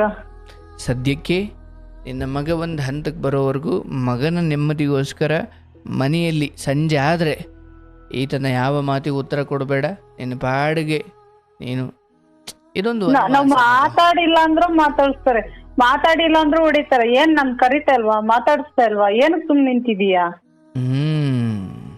ಆಯಿತು, ಎಲ್ಲದಕ್ಕೂ ಉತ್ತರ ಶೀಘ್ರದಲ್ಲೇ ಸಿಗುತ್ತೆ. ನಿನ್ನ ಪಾಡಿಗೆ ನೀನಿರು. ಆತನಿಗೂ ಭಗವಂತ ಒಳ್ಳೆ ಬುದ್ಧಿ ಕೊಡಲಿ. ಆದರೆ ಆರೋಗ್ಯದ ವಿಚಾರದಲ್ಲಿ ತುಂಬ ದೊಡ್ಡ ತಪ್ಪು ಮಾಡ್ಕೊಂಡಿದ್ದಾರೆ ಅವರು. ಏನು ಮಾಡ್ತೀರಿ ನೀವು? ಅದನ್ನು ಯಾವಾಗಲೂ ಧರ್ಮ ಹೇಳುತ್ತೆ, ಒಂದು ಹೆಂಡತಿ ಎಂಥದ್ದೇ ಸಮಯದಲ್ಲಾದರೂ ಆತನ ಅರ್ಧಾಂಗಿಯಾಗಿರೋದ್ರಿಂದ ಆತನ ದುರಂತಗಳಲ್ಲೂ ನಿನಗೆ ಪಾಲಿರುತ್ತಲ್ವಾ? ಹಾಗಾಗಿ ಆ ಸಮಯ ಬಂದಾಗ ನಿನ್ನ ಕೈಲಾದಷ್ಟು ಸೇವೆ ಮಾಡು. ಮಾಡ್ತಾ ಇದೀವಿ ಗುರುಜಿ, ನಾವ್ ಎಲ್ಲ ಮಾಡ್ತೀವಿ, ಎಲ್ಲ ಈಗ ಬೇಕಿಲ್ಲ, ಇನ್ನೊಂದು 3 ವರ್ಷ ಹೋದ್ಮೇಲೆ ಜಾಸ್ತಿ ಬೇಕು. ನಿನ್ ಕೈ ನಾವ್ ಮಾಡ್ಸ್ಕೊಳಲ್ಲ, ನನಗ್ ಬೇಜಾನ್ ಜನ ಅವ್ರೆ ಮಾಡೋರು. ಆಯ್ತು, ನೀನ್ ನನಗ್ ಬೇಕಾಗಿಲ್ಲ, ನೀನ್ ಮಾಡ್ಲೇಬೇಡ, ಒಯ್ತಾ ಇರು. ಅದೇ ಹೇಳೋದು. ಬಿದ್ದ ಕಾಲಕ್ಕೆ ನಿನ್ನ ಕೈಲಿ ಏನು ಸೇವೆ ಇದೆಯೋ, ನಿನ್ನ ಕರ್ತವ್ಯ ನೀನದು ಅವ್ರ ಬಾಯಿಂದ ಬರೋ ಮಾತುಗಳು ತುಂಬ ಸೀರಿಯಸ್ ತಗೋಬೇಡ. ಅದು ಒಳ್ಳೇದಿರ್ಬೋದು, ಕೆಟ್ಟದ್ದಿರ್ಬೋದು. ಕಲ್ತ್ಬಿಟ್ಟಿರ್ತಾರೆ, ಏನು ಮಾಡ್ಲಿಕ್ಕಾಗಲ್ಲ. ಸೊ ಇನ್ನು ಕೈ ತಪ್ಪಿ ಹೋಗದಿರುವ ಮಗ ಇದ್ದಾನೆ, ಅದು ಹೋಗೋಕ್ಕಿಂತ ಮುಂಚೆ ದಾರಿ ಬುದ್ಧಿ. ಅದೇ ಮಗನ್ಗೋಸ್ಕರ ಚಿಂತೆ ಮಾಡ್ಬೇಕು, ಇವರಿಂದ ನನ್ ಮಗ ಹಾಳಾಗ್ಬಿಡ್ತಾನ ನಾನು. ಅದಕ್ಕೆ ಜಾಗ್ರತೆ ವಹಿಸು. ಇದು ಯಾವುದನ್ನು ಹೆಚ್ಚು ದುಃಖವಾಗಿ ಮನೇಲಿ ಕೂತ್ಕೊಳ್ಬೇಡ. ಬಿಡು ಮಗ, ಅದೆಲ್ಲ ಇದ್ದಿದ್ದೆ ಗೊತ್ತಲ್ಲ ನಿಮ್ಮ ಅಪ್ಪಂದು. ಚೆನ್ನಾಗಿರೋ ಕಡೆ ನೀವು. ಅವನೇ ಹೇಳ್ತಾನ, ಅಮ್ಮ ನೀನ್ ಸುಮ್ನೆ ಇರಮ್ಮ, ಏನಾರ ಅನ್ಕೊಳ್ಳಿ ಅಮ್ಮ, ನೀನ್ ಮಾತಾಡ್ಬಿಡಮ್ಮ, ಸುಮ್ನೆ ಇರಮ್ಮ, ಹೋಗ್ಲಿ ಅವ್ರು ಅಂದಿದ್ದೆಲ್ಲ ಅನ್ಕೊಳ್ಳಿ, ಸುಮ್ನಿರಮ್ಮ ಅಂತ ಹೇಳ್ತಾನ. ಎಷ್ಟೋ ತಾಯಂದಿರವ್ವ ಈ ಮಗನ ಅಥವಾ ಮಕ್ಕಳ ಮೇಲಿನ ಪ್ರೀತಿ ಅಥವಾ ಆ ಮಕ್ಕಳು ಜೊತೆಗಿದ್ದಾರೆ ಅನ್ನೋ ಕಾರಣಕ್ಕೆ ತಮ್ಮ ಜೀವನವನ್ನ ಜೀವಂತವಾಗಿ ಇಟ್ಕೊಂಡಿದ್ದಾರೆ. ಮಗನ್ಗೋಸ್ಕರನೇ ಜೀವನ ಮಾಡ್ತಾ ಇದೀವಿ ಗುರುಜಿ, ಗಂಡನಲ್ಲಂತೂ ಏನು ನೆಮ್ಮದಿ ಇಲ್ಲ ನಮ್ಗೆ. ಆಯ್ತು, ಎಲ್ಲವೂ ಆತನೇ. ಭಗವಂತನನ್ನು ನಂಬು. ಎಲ್ಲದಕ್ಕೂ ನೋಡು ತಾಯಿ, ಎಲ್ಲವೂ ನಮ್ಮ ಪ್ರಾರಬ್ಧ. ಅಂದರೆ ಕೆಟ್ಟ ಕುಡುಕ ಗಂಡ ಸಿಗುವುದು, ಒಳ್ಳೆ ಗಂಡ ಸಿಗುವುದು, ಒಳ್ಳೆ ಸನ್ಮಾರ್ಗದಲ್ಲಿರುವ ಮಕ್ಕಳು ಹುಟ್ಟೋದು ಅಥವಾ ದುರ್ಮಾರ್ಗಿಗಳಾಗಿ ಕುಲಕಂಟಕರಾಗಿ ಮಕ್ಕಳು ಹುಟ್ಟೋದು ಎಲ್ಲವೂ ನಮ್ಮ ಪಾಲಿನ ಪ್ರಾರಬ್ಧ. ನೀವು ಯೋಚನೆ ಮಾಡಿ, ತವ್ರ ಮನೆಯಲ್ಲಿ ತುಂಬ ಚೆನ್ನಾಗಿ ಬಂದ ಹೆಣ್ಣು ಮಕ್ಕಳು ಮಿಸ್ ಆಗಿ ಕೆಟ್ಟ ಗಂಡಂಗೆ ಸಿಗಾಕೊಂಡ್ಬಿಟ್ಟಿರ್ತಾರೆ. ಇದು ಅವರು ಕೆಟ್ಟ ಗಂಡನೇ ಬೇಕು ಅಂತ ಹುಡುಕಿ ಅಂತ ತಗೊಂಡಿರಲ್ಲ, ಒಳ್ಳೇದೇ ಬೇಕು ಅಂತ ಆಯ್ಕೆ ಮಾಡಿರ್ತಾರೆ. ಅವ್ರ ಪ್ರಾರಬ್ಧಗಳು ಹಂಗಿರ್ತವೆ. ಅದು ಈಗ ಮಿಥಿಲೆಯ ರಾಜಕುಮಾರಿಯಾದಂತಹ ಸೀತಾಮಾತೆ ಅಯೋಧ್ಯೆಗೆ ರಾಮನ ಹೆಂಡತಿಯಾಗಿರ್ಬೇಕಾಗುವ ಇದ್ದವಳು ಸಡನ್ ಕಾಡ್ಗೆ ಹೋಗ್ಬೇಕಾಗಿ ಅಲ್ಲಿ ರಾಕ್ಷಸರ ಕೈಸಿಗೆ ಹಾಕೊಬೇಕಾಯ್ತಲ್ಲ. ಅಂದರೆ ಹಾಗೆ ರಾಜಕುಮಾರಿಯಾಗಿ ಹುಟ್ಟಿದ್ದ ಅಥವಾ ಬದುಕಿದ್ದ ಸೀತೆ ಕಾಡ್ಗೆ ಹೋಗ್ಬೇಕು ಅಂತ ಪ್ಲಾನ್ ಏನು ಮಾಡ್ಕೊಂಡಿದ್ದಲ್ಲ. ಅದು ನಾನು ಅಯೋಧ್ಯೆಯಲ್ಲಿ ಚೆನ್ನಾಗಿರ್ತೀನಿ ಅಂತಲೇ ಆತನ ಅಂದ್ಕೊಂಡಿದ್ದು. ಆದರೆ ಇಲ್ಲಿ ರಾಮನ ಜೊತೆ ಕಾಡ್ಗೆ ಹೋಗಿ ಬದುಕಬೇಕಾಗಿ ಬಂತು. ನಿಮ್ಮ ಜೀವನವೂ ಅಷ್ಟೇ, ತವ್ರ ಮನೆಯಲ್ಲೇನೋ ಒಂದು ಮಟ್ಟಿಗೆ ಚೆನ್ನಾಗಿತ್ತು ಅನ್ನೋದಾದರೆ ಇಲ್ಲಿ ಬಂದು ಈ ವನವಾಸ ಅಂತ ನೀವೇನು ಪ್ಲ್ಯಾನ್ ಮಾಡಿಕೊಂಡು ಅರ್ಜಿ ಹಾಕ್ಕೊಂಡು ಬಂದು ಕೂತಿದ್ದಲ್ಲ. ಹಾಗಾಗಿ ಇಂಥವೆಲ್ಲ ನಡೆದಾಗ ನನ್ನ ಹಣೆ ಬರದಲ್ಲಿ ಇದಿತ್ತು, ಇದನ್ನು ನಾನು ಅನುಭವಿಸಿಯೇ ಮುಂದೆ ಹೋಗಬೇಕು. ಇಲ್ಲ ನಾನು ಎಷ್ಟೋ ಸಾರಿ ಕಷ್ಟಗಳು ಬಂದಾಗ ಆತ್ಮಹತ್ಯೆ ಯಾಕೆ ಮಾಡ್ಕೊಂಡ್ಬಿಡ್ತಾರೆ, ನಾನು ಮಾಡ್ಕೊಂಡ್ಬಿಟ್ರೆ ಇದರಿಂದ ನಾನು ತಪ್ಪಿಸ್ಕೊಳ್ಬೋದು ಅಂತ. ಇಲ್ಲ, ನೀನೇನೇ ಎಕ್ಸಾಮಿಗೆ ತಪ್ಪಿಸ್ಕೊಂಡ್ರು ಕೂಡ ನೆಕ್ಸ್ಟ್ ಸರಿ ಆದರೂ ಅದನ್ನು ಬರದೇ ನೀನು ಮುಂದ್ಕೋಬೇಕು. ಅದಕ್ಕೆ ಆತ್ಮಹತ್ಯೆ ಪರಿಹಾರ ಯಾಕೆ ಅಲ್ಲ ಅಂತ ಹೇಳ್ತಾರೆ ದೊಡ್ಡವರು. ಅದು ಮಹಾಪಾಪ. ಅಂದರೆ ಯಾವುದನ್ನು ನೀನು ಅನುಭವಿಸಲೇಬೇಕಿತ್ತೋ ಅದರಿಂದ ನೀನು ಹೆದರ್ಕಂಡೇಂದು ಮಾತ್ರಕ್ಕೆ ಅನುಭವಿಸಬೇಕಾದ ಆ ಕರ್ಮ ತಪ್ಪಿತು ಅಂತ ಅಲ್ಲ, ಅದು ನೆಕ್ಸ್ಟ್ ನಿಲ್ದಾಣದಲ್ಲಿ ನಿನಗೋಸ್ಕರ ಕಾಯ್ತಾ ಇದೆ ಮಗು. ಅದಕ್ಕೆ ಕಷ್ಟವೋ ಸುಖವೋ, ಜ್ವರ ಬಂದ್ಬಿಟ್ಟಿದೆ, ಇಂಜೆಕ್ಷನ್ ಇಷ್ಟ ಇಲ್ಲ ಹೌದು, ಆದರೆ ಕಣ್ಣು ಮುಚ್ಕೊಂಡು ನಾಲಿಗೆ ಕಚ್ಕೊಂಡು ಹೆಂಗೋ ಗಟ್ಟಿ ಮನಸ್ಸು ಮಾಡಿ ಇಂಜೆಕ್ಷನ್ ಕೊಡಿಸ್ಕೋ. ಹಾಗೆ ಈ ಬದುಕಿನ ಈ ಕಷ್ಟಗಳು.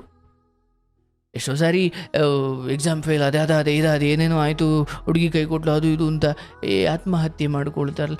ನೋ, ಈ ಜೀವನದಲ್ಲಿ ಭಗವಂತ ಅವನೇ ಬಂದು ಮುಖ್ಯವಾಗಿ ಸಹಜ ಸಾವು ಅಥವಾ ಏನೋ ಒಂದು ಆಗಿ ಅವನು ಕರ್ಕೊಳ್ಳೋಕ್ಕಿಂತ ಮುಂಚೆ ಸಾವನ್ನು ಬಿಟ್ಟು ಬದುಕೋ ಕಡೆ ಯೋಚನೆ ಮಾಡಬೇಕು. ಎಷ್ಟೋ ತಾಯಂದಿರಿಗೆ ಮಕ್ಕಳು ಒಂದು ನೆಪ. ಹೌದು ಗುರು. ಹಂಗೆ ಯೋಚನೆ ಮಾಡಬೇಡವ್ವ, ಟೈಲರಿಂಗ್ ಮಾಡ್ತಾ ಇದ್ದೀಯಾ, ಮಗ ಒಂದು ಹಂತಕ್ಕೆ ಬಂದ ಮೇಲೆ ನೋಡ್ತಾಯಿ ಇದನ್ನೆಲ್ಲ ನೋಡ್ಕೊಂಡೆ ನಾವು ಬೆಳೆದಿದ್ದೀವವ್ವ, ಆಯ್ತಾ? ನಾನು ಧೈರ್ಯದ ಮೇಲೆ ಹೇಳ್ತಾ ಇದ್ದೀನಿ, ಧೈರ್ಯದ ಮೇಲೆ ಹೇಳ್ತಾ ಇದ್ದೀನಿ. ಮಗನಿಗೆ ಒಂದೊಳ್ಳೆ ಗುರಿ ಇರಬೇಕು, ನೀವು ಮನೆಯಲ್ಲಿ ಒಂದೊಳ್ಳೆ ವಾತಾವರಣ ಕೊಡು. ನೀವು ನಂಬ್ತಿರೋ ಬಿಡ್ತಿರೋ, ನಾವು ಅಜ್ಜಿ ತಾತರ ಮನೇಲಿ ಬೆಳೆದಿದ್ದರಿಂದ ಈ ಬೆಂಗಳೂರಲ್ಲಿ ಏನ್ ನಡೀತಿದೆ ಅಂತ ನಮಗೆ ಹೇಳ್ತಿರ್ಲಿಲ್ಲ ಅವರು. ಈಗ ನಮ್ಮವ್ ಏನ್ ಕಷ್ಟಪಡ್ದು ಇಲ್ಲಿ ಬಂದಾದ್ಮೇಲೆ ನಮ್ಮ ತಾಯಿ ನಾನು ಆಗಾಗ ಕೇಳ್ತೀನಿ, ಅವರು ಪಾಪ ಹಾಗಾಗಿ ಹೇಳ್ತಾರೆ. ಆಮೇಲೆ ಎಲ್ಲರಿಂದ ನನಗೆ ಗೊತ್ತಾಗಿದ್ದು ಬಿಟ್ರೆ ನಮ್ ಮಗ ಗಾರ್ಮೆಂಟ್ಸ್ ಎಲ್ಲ ಮಾಡಿಕೊಂಡ್ ಕೆಲಸ ಮಾಡಿದನ, ಅವನ್ಗೆಲ್ಲ ಗೊತ್ತೈತೆ ಗುರುಜಿ. ನಾನ್ ಚಿಕ್ಕ ಮಗುವಿಂದನೂ ಗಾರ್ಮೆಂಟ್ಸ್ ಪೀಸ್ ವರ್ಕ್, ಅವನಿಗೋಸ್ಕರ ಪೀಸ್ ವರ್ಕ್ ಹೋಗಿದ್ ನಾನು. ಸ್ಕೂಲ್ ಕರ್ಕೊಂಡ್ ಹೋಗ್ಬೇಕು, ಕರ್ಕ ಬರ್ಬೇಕು, ಅಲ್ಲೇ ಮಡ್ಕೋಬೇಕು. ನಾನು ಗಾರ್ಮೆಂಟ್ಸ್ ಎಲ್ಲ ಕೆಲಸ ಮಾಡ್ಕೊಂಡು ಅಲ್ಲೇ ಇಟ್ಕೊಂತಿದ್ದೆ ಅವನ್ನ. ಅದೆಲ್ಲ ನೋಡಿರೋ ನಿಮ್ಮ ಮಗನಿಗೆ ಈ ಸಮಯದಲ್ಲಿ ಒಳ್ಳೆ ಗೊಬ್ಬರ ಹಾಕಬೇಕು. ಅದಕ್ಕೇನು ಗೊತ್ತಾ, ಏನು ಹೇಳೋದು ಬೇಡ. ಯಾವ ಮನೆಯಲ್ಲಿ ಸಂಜೆ ಆದ್ರೆ ಬೆಳಗಾದ್ರೆ ಗಂಡ ಹೆಂಡತಿ ಅಪ್ಪ ಅಮ್ಮ ಜಗಳ ಇರುತ್ತಲ್ವಾ, ಆ ಮನೆ ಯಾವುದೇ ಮಕ್ಕಳಿಗಾದ್ರೂ ನರಕ. ಇವತ್ತು ಮೊಬೈಲಲ್ಲೇ ಲೋಕ ಗೊತ್ತಿರೋ ಮಕ್ಕಳು, ಮೊಬೈಲಲ್ಲೇ ಎಲ್ಲ ತಿಳ್ಕೊಳ್ಳೋ ಮಕ್ಕಳು, ಎಲ್ಲೋದ್ರೆ ಏನಾಗುತ್ತೆ ಅಂತ ಗೊತ್ತಿರೋ ಮಕ್ಕಳು. ಅದನ್ನ ಕಂಡು ನಾವೇನು ಮಾಡಬೇಕು, ನನ್ನ ನೋವನ್ನು ನಾನು ಸಹಿಸಿಬಿಟ್ಟು ಮಕ್ಕಳಿಗೆ ಮನೆ ಅನ್ನೋದು ನಂದಗೋಕುಲ ಆಗಬೇಕು, ಮಂತ್ರಾಲಯ ಆಗಬೇಕು ಹೊರತು ಅದು ನರಕವಾಗಬಾರ್ದು, ಅದು ರಾಕ್ಷಸರ ಗೂಡ ಆಗಬಾರ್ದು. ಹಾಗಾಗಿ ಇನ್ನು ಮುಂದೆ ಈತ ಪರಿವರ್ತನೆ ಆಗ್ತಾನೆ, ಒಳ್ಳೆ ಮಾತಾಡ್ತಾನೆ, ಯಾವುದನ್ನು ನಿರೀಕ್ಷಿಸಬೇಡ. ಅದು ಅದೇನೂ ಆಗಲ್ಲ. ಯಾಕಂದ್ರೆ ವ್ಯಕ್ತಿ ಮಾತ್ರ ಬಲಿತಿಲ್ಲ, ಚಟವೂ ಬಲಿತು ಹೋಗಿದೆ. ಬಲಿತಿರುವ ಮರವನ್ನು ನೀವು ಚಿಕ್ಕದಾಗಿ ಅದಕ್ಕೆ ವಿಧಿಯ ಹೊಡೆತಗಳೇ ಬೇಕು. ಹಾಗಾಗಿ ಮಗನಿಗೆ ಒಳ್ಳೆ ವಾತಾವರಣ ಕೊಡೋದು ಅಷ್ಟು ಬಿಟ್ಟರೆ ಬೇರೇನೂ ಇಲ್ಲ. ತಾಯಿಯಾಗಿ ನೀವು ಆ ಸುಸಂದರ್ಭಕ್ಕೆ ಕಾಯಿರಿ, ಮಗನಿಂದ ನೆಮ್ಮದಿ ಸಿಗಲಿ. ಗಂಡನಿಗೂ ನಮ್ಮ ಮಗನು ಕಷ್ಟ ಪಡಬಾರ್ದು ಅಂತ ನಾವು ಕಷ್ಟ ಪಡ್ತಾ ಇದೀವಿ. ಮುಂದೆ ನನ್ನ ಮಗ ಚೆನ್ನಾಗಿರ್ಬೇಕು. ಆಸ್ತಿ ಜಾಗ ತಗೊಂಡಿದ್ದೀಯ, ಬೆಂಗಳೂರು ಪೇಟೆಲ್ ಒಂದು ಮನೆ ಕಟ್ಟಿದೀಯ, ನೀನೀಗ ಆಲ್ರೆಡಿ ಗೆದ್ದಿದೀಯವ. ಏನಂದ್ರೆ ನಿನ್ನ ಅರ್ಧ ಸೈಟ್ ಐತೆ ಗುರುಜಿ ನಮ್ದು. ಆಗ್ಲಿ ಮಕ್ಕಳನ್ನ ಆಸ್ತಿ ಮಾಡ್ಬೇಕವ್ವ, ಆಯ್ತಾ? ಇನ್ನೂ 100 ಮಾಡಿಬಿಟ್ಟು ಮನೇಲಿ ನೆಮ್ಮದಿ ಕೊಡದೆ ಹೋದ್ರೆ ಮಕ್ಳು ತಾನು ಏನ್ ಮಾಡ್ತಾರ? ನಾವ್ ಏನ್ ದುಡಿದ್ರು ನೆಮ್ಮದಿನೇ ಇರಲ್ಲ, ಅದೇನೇ ಬೇಜಾರು. ನೆಮ್ಮದಿ ಯಾರೋ ಕೊಡೋದು ಅಂತ ನೀವ್ ಅಂದ್ಕೊಂಡಿದ್ದೀರಾ? ಒಂದ್ ದೇವಸ್ಥಾನಕ್ಕೆ ಹೋದ್ರಿ, ಮಗನ ಜೊತೆ ಒಂದಷ್ಟು ಸಮಯ ಕಳೆದ್ರಿ, ನಮ್ಮ ಹೃದಯ ಎಲ್ಲಿ ಆಹ್ಲಾದಕರವಾಗಿರುತ್ತೋ, ನಮ್ಮ ಮನಸ್ಸಿಗೆ ಎಲ್ಲಿ ನೆಮ್ಮದಿ ಸಿಗುತ್ತೋ, ಎಲ್ಲಿ ಖುಷಿ ಸಿಗುತ್ತೋ ಅದನ್ನು ನಾವು ಕಂಡುಕೊಳ್ಬೇಕೇ ಹೊರತು ನೀವು ಹಾಸಿಗೆ ಮೇಲೆ ಮಲ್ಕೊಂಡ್ರೆ ನಿದ್ದೆ, ಮುಳ್ಳಿನ ಮೇಲೆ ಮಲ್ಕೊಂಡಂಗೆ ನಿದ್ದೆನೇ ಗೊತ್ತಿಲ್ಲ ಅಂದ್ರೆ ಮಲಗಿರೋದೇ ಮುಳ್ಳಿನ ಮೇಲೆ. ನಾನು ಜಾಗ ಆಯ್ಕೆ ಮಾಡಬೇಕು, ನಾನು ನನ್ನೊಳಗಡೆ ಒಂದಷ್ಟೇ ವಿಚಾರಗಳನ್ನು ಸರಿ ಮಾಡ್ಕೊಳ್ಬೇಕೆ ಹೊರತು ಓಯೋ ನನ್ನ ಗಂಡ ಸರಿ ಹೋದ್ರೆ ನನಗೆ ನೆಮ್ಮದಿ, ಯಾರಿಗೆ ಗೊತ್ತು, ಸರಿ ಹೋಗದೆ ಇದ್ರು ಇನ್ನೊಂದೇನೋ ಶುರು ಆಗ್ಬೋದು, ಅಲ್ಲಿ ನೆಮ್ಮದಿ ಕೆಟ್ಟು ಹೋಗ್ಬೋದು. ಸೊ ನೆಮ್ಮದಿ ಕೊಡ್ತಿಲ್ವಲ್ಲ, ಅದಕ್ಕೆ ಅರ್ಥವೇ ಇಲ್ಲವ. ಹಾಗೆ ನೋಡಿದ್ರೆ ನೀನ್ ಅಂದ್ಕೊಂಡಿದ್ದೀಯ ಓ ಇವ್ರು ಸರಿ ಹೋದ್ರೆ ನಂಗೆ ನೆಮ್ಮದಿ ಆಗಿರ್ತೀನಿ, ಎಲ್ಲ ಚೆನ್ನಾಗಿರ್ತೀನಿ. ನೋ, ಎಲ್ಲ ಅದೊಂಥರ ಮಾಳಿಗೆ ಮನೆ. ಒಂದ್ ಕಡೆ ಸೋರ್ತಾ ಇದ್ದೀನಿ, ಇನ್ನೊಂದು ಕಡೆ ಸರಿ ಮಾಡಿದೆ, ಇನ್ನೊಂದು ಕಡೆ ಸೋರುತ್ತೆ. ಅದು ಇದ್ದಿದ್ದೇ ಆ ಬದುಕು. ಹಾಗಾಗಿ ಅರ್ಥ ಆಗ್ಬಿಟ್ಟಿದೆ, ಓಹೋ ನೆಮ್ಮದಿ ಅಂತಕ್ಕಂಥ ಗಂಡನಿಗೆ ಏನು ಸೇವೆ ಮಾಡಬೇಕು, ಮಗನಿಗೆ ಏನು ಕರ್ತವ್ಯ ಮಾಡಬೇಕು, ಇವೆರಡನ್ನು ಬಿಟ್ಟು ನನ್ನ ನೆಮ್ಮದಿ ನಾನೇ ಹುಡುಕೋಬೇಕು. ಯಾವಾಗ ಬದುಕಿನುದ್ದಕ್ಕೂ ಅವ್ರಿವ್ರ ಹತ್ರ ನೆಮ್ಮದಿ ಇಸ್ಕೊಂಡೇ ಓಡಾಡಿದ ಒಬ್ಬ ಮನುಷ್ಯ ಕಡೆಯಲ್ಲಿ ಒಂದು ದಿವಸ ಒಂಟಿ ಆದಾಗ, ವಯಸ್ಸಾದಾಗ, ಮೂಲೆಯಲ್ಲಿ ಕೂತ್ಕೊಂಡಾಗ ಅವನಿಗೆ ಬದುಕೋಕೆ ಆಗಲ್ವಂತೆ. ಯಾಕಂದ್ರೆ ಬದುಕಿನುದ್ದಕ್ಕೂ ಗುಂಪಲ್ಲೇ ಬದುಕಿದವನು, ಅವನು ಒಂಟಿಯಾಗಿದ್ದೆ, ಅವನ ನೆಮ್ಮದಿ ಅವನು ಹುಡಿಕೊಂಡು ರೂಢಿನೇ ಇರಲ್ಲ ಅವನಿಗೆ. ಯಾರು ಜೀವನದುದ್ದಕ್ಕೂ ಗುಂಪಾಗಿರ್ತಾರೆ ನಿಮ್ಮ ಜೊತೆ? ಅದಕ್ಕೆ ಎಲ್ಲ ಸುತ್ತ ಇದ್ದಾಗಲೇ ಒಂಚೂರು ಆ ಕಡೆ ಒಬ್ಬರೇ ಹೋಗಿ ನಿಂತ್ಕೊಂಡು ಬದುಕನ್ನ ಅನುಭವಿಸಿ. ಯಾಕಂದ್ರೆ ಎಲ್ಲ ಕೈ ನಡಿಬೇಕಾದ್ರೆ ಜೈಕಾರಗಳು, ಗುಂಪುಗಳು, ಮೂಲೆಯಲ್ಲಿ ಒಂದ್ ಕಡೆ ಕೂತ್ಕೊಳ್ಳೋ ಗಳಿಗೆಯಲ್ಲಿ ಯಾರು ಬರಲ್ಲ. ಅದಕ್ಕೆ ಅದೊಂದು ರೂಢಿ ಇರ್ಬೇಕು ನಮಗೆ. ಅದು ಕೇವಲ ನಮ್ಗೆಲ್ಲ ಮಾಡ್ತಾರೆ ಅಂತಾರೆ, ಒಬ್ರು ನೋಡ್ಕೊಳ್ಳಲ್ಲ, ಯಾರು ಬರಲ್ಲ, ಸುಮ್ನೆ ಹೇಳ್ಕಂತಾರೆ. ಅದಕ್ಕೆ ಯಾರು ಬರೋದು ಬೇಡ, ನಾವು ಬೇಕಾದ್ರೆ ಎಲ್ಲಾರ್ಗೂ ಹೋಗೋಣ. ನಮಗೆ ಯಾರು ನಾವು ನಿರೀಕ್ಷೆನೇ ಇಟ್ಕೊಳ್ಳೋದು ಬೇಡ. ಹಂಗೂ ಬಂದ್ರ ನಮ್ಮ ನಡತೆಯಿಂದ ನಾವು ಜನರನ್ನು ಸಂಪಾದಿಸಿರಬೇಕು. ರೈಟ್. ಈಗ ನೋಡುವ ದೊಡ್ಡ ದೊಡ್ಡ ಮಹನೀಯರ ಮಣ್ಣಿಗೆ ಲಕ್ಷಾಂತರ ಜನ ಒಟ್ಟಿಗೆ ಸೇರ್ತಾರಲ್ಲವಾ. ಈಗ ಒಬ್ರು ಮಹಾನುಭಾವರು ಪುನೀತ್ ರಾಜ್ಕುಮಾರ್ ತೀರೋದ್ರು, ಮಹಾನುಭಾವರು ಇನ್ಯಾರೋ ಶರಣರು ಮಹಾತ್ಮರು ತೀರೋದ್ರು. ಅವರು ಇದಕ್ಕೆ ಅವರ ಮಣ್ಣಿಗೆ ಅವರ ಆ ಕಾರ್ಯದಿಂದ ಲಕ್ಷಾಂತರ ಜನ ಸೇರಿದ್ರು. ಆದರೆ ಆ ಮಹನೀಯರಿದ್ರಲ್ಲ, ಅವ್ರು ಯಾರ ಕಾಲದ ಸಿಗಲ್ಲ ಕಡೆಗಾಲದಲ್ಲಿ. ಯಾಕಂದ್ರೆ ಅವ್ರು ಮೊದಲೇ ಬುದ್ಧಿ ಕಲ್ತು ಬಿಟ್ಟಿರ್ತಾರೆ, ಯಾರಿಗೂ ಭಾರ ಆಗಲ್ಲ. ಆ ಕಾರಣಕ್ಕೆ ಲೋಕ ಅವರನ್ನು ಇಷ್ಟಪಡುತ್ತೆ. ಆದರೆ ಎಲ್ರಿಗೂ ಭಾರ ಆಗೋರನ್ನು ಯಾರು ಇಷ್ಟಪಡಲ್ಲ. ಹೌದು. ನೀವು ಯಾರಾದರೂ ಏನಾದ್ರು ಸಹಾಯ ಬೇಕನಪ್ಪ ಅಂದಾಗ ಬೇಡ ಸರ್ ಅಂತ ಹೇಳಿ ಎಲ್ಲ ಸಹಾಯ ಮಾಡ್ಲಿಕ್ಕೆ ನಿಮ್ಮ ಹತ್ರ ಬರ್ತಾರೆ. ನೀವು ಕೇಳಿದಾಗ್ಲೆಲ್ಲ ಸಹಾಯ ತಗೊಳ್ತಾ ಹೋಗಿ ಅಯ್ಯೋ ಒಂದು ಇದ್ದಿದ್ದೆ ಅಂತ ಸುಮ್ಮನೆ ಹೋಗ್ಬಿಡ್ತಾರೆ. ಕೊಡ್ತಾರೆ ಅಂತ ಇಸ್ಕೊಳಕ್ ಹೋಗ್ಬೇಡಿ, ಬ್ಯಾಡ ಅಂತಲೇ ಇರಿ, ಅವಾಗ್ಲೇ ಜನ ಕೊಡಕ್ ಬರೋದು.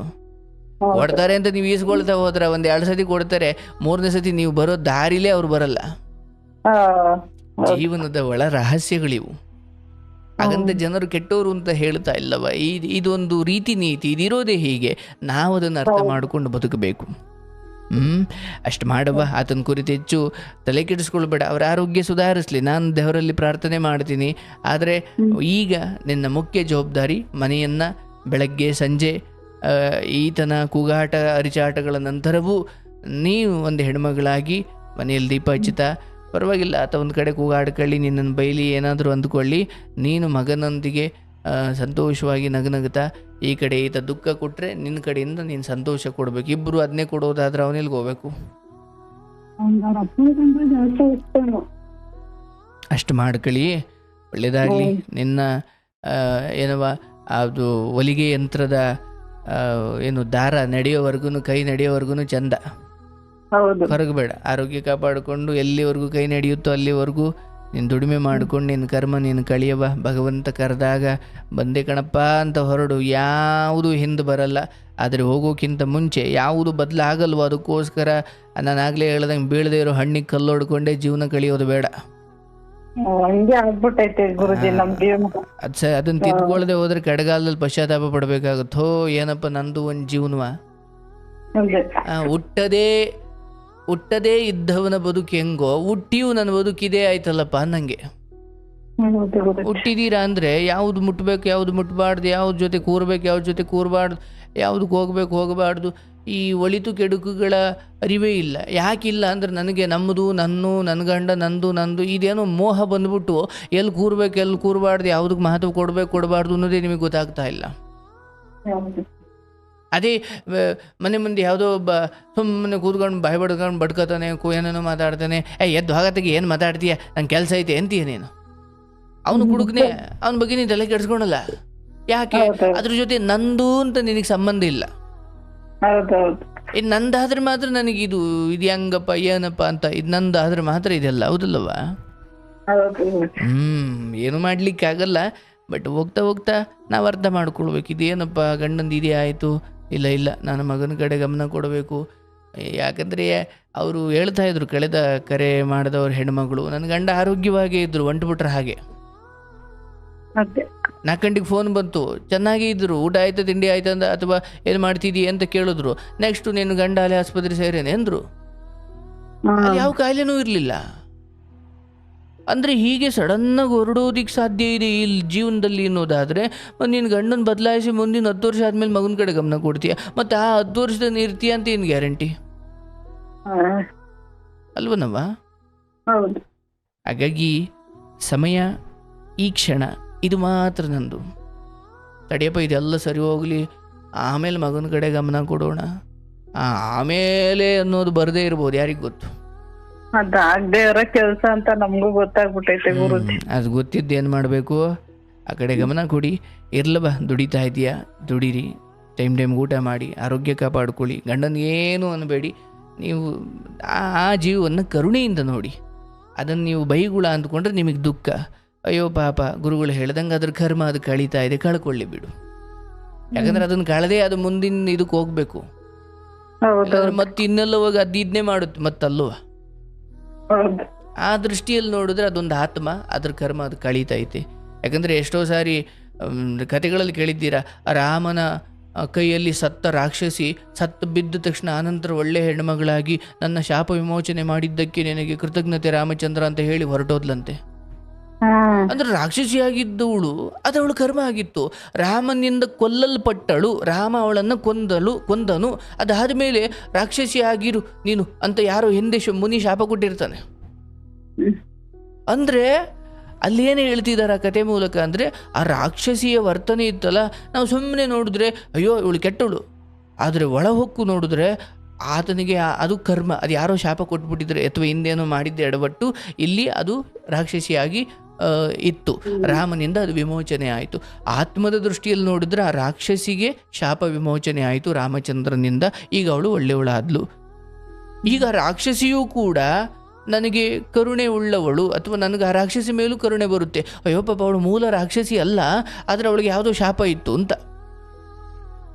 ಈಗ ನೀನು ಗಂಡಂಗೂ ಹಂಗೆ ಅಂದ್ಕೊಬೇಕು ನೀನು, ಅಯ್ಯೋ ಪಾಪ ಅದು ಮೂಲ ಜೀವ ಅದಲ್ಲ, ಯಾವುದೋ ಇದಿತ್ತು, ಶಾಪ ಇತ್ತು, ಮುಂದೆ ಯಾವುದೋ ವಿಧಿಯ ಹೊಡೆತ ಬಂದು ಅದಕ್ಕೆ ಶಾಪ ವಿಮೋಚನೆ ಆಗುತ್ತೆ. ಬಟ್ ನಾನು ಗಂಡ ಅಂತ ಇಲ್ಲಿವರೆಗೂ ಅಂದ್ಕೊಂಡು ಅಯ್ಯೋ ಇವ್ರು ಕುಡುಕರು ಅಂತ ಅಂದ್ಕೊಂಡು ಇಲ್ಲವ, ನೀನು ಅದಕ್ಕೊಂದು ಸರಿಯಾದ ಆತ್ಮ ಅಥವಾ ಅದಕ್ಕೊಂದು ಕಾರಣ ಕೊಡಬೇಕು.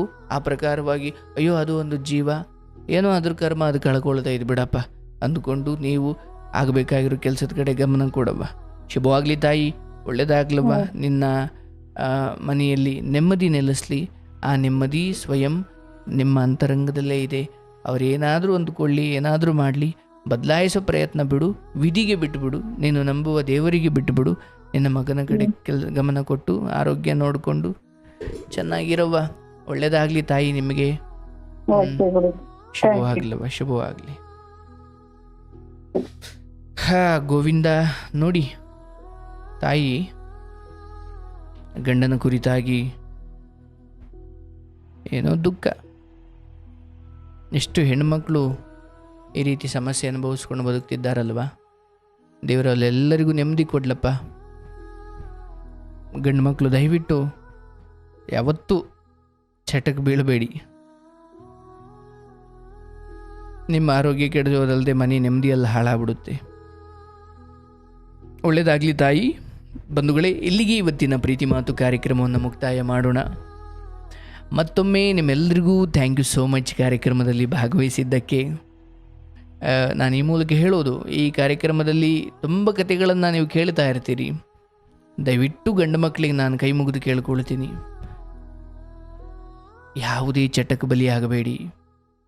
ಅಯ್ಯೋ ನಾನು ತಿಂಗಳಿಗೊಮ್ಮೆ ಸಾರ್, ವಾರಕ್ಕೊಮ್ಮೆ ಕುಡಿತೀನಿ ಸಾರ್, ಅನ್ಸಾಕ್ತೀನಿ, ಸಿಗರೇಟ್ ಸೇರ್ತೀನಿ, ಯಾವುದು ಬೇಡ. ಚಟ ಇದ್ದವನು ಸಾಯ್ತಾನೆ, ಇಲ್ಲ ಅಂದರೆ ಸಾಯಲ್ಲ ಅಂತ ಇಲ್ಲ. ಅದು ಸಾವಿಗೂ ಚಟಕ್ಕೂ ಸಂಬಂಧವೇ ಇಲ್ಲ, ಅದು ಬೇರೆ ವಿಚಾರ. ಆದರೆ ಗೊತ್ತಿದ್ದು ಯಾಕೆ? ಹೆಂಡತಿ ಅಂತ ಕಟ್ಟಿಕೊಂಡ ಮೇಲೆ, ಮಕ್ಕಳು ಅಂತ ಹುಟ್ಟಿಸಿದ ಮೇಲೆ ಅವರಿಗೆ ಹಿಂಸೆ ಆಗುವುದನ್ನು ನಾವು ಯಾವುದು ಮಾಡಬಾರ್ದಲ್ಲ. ಹೆಂಡತಿಗೂ ಅಷ್ಟೇ, ಗಂಡನಿಗೆ ಹಿಂಸೆ ಆಗೋದು ನೀವು ಯಾವುದು ಮಾಡಬಾರ್ದು.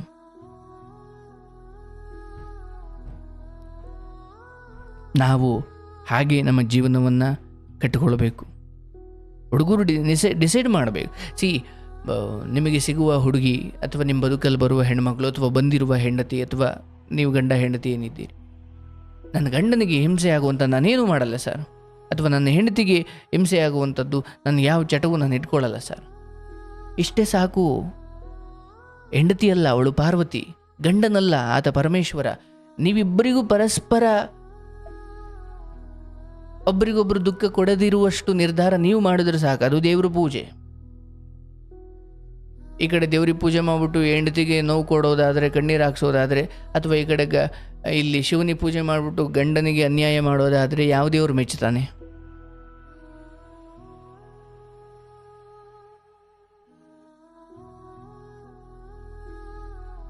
ಹೆಂಡತಿಯನ್ನು ನೆಮ್ಮದಿಯಾಗಿಡಿ, ಖುಷಿಯಾಗಿಡಿ. ಗಂಡನಿಗೂ ಅಷ್ಟೇ ಖುಷಿ ಕೊಡಿ, ನೆಮ್ಮದಿ ಕೊಡಿ.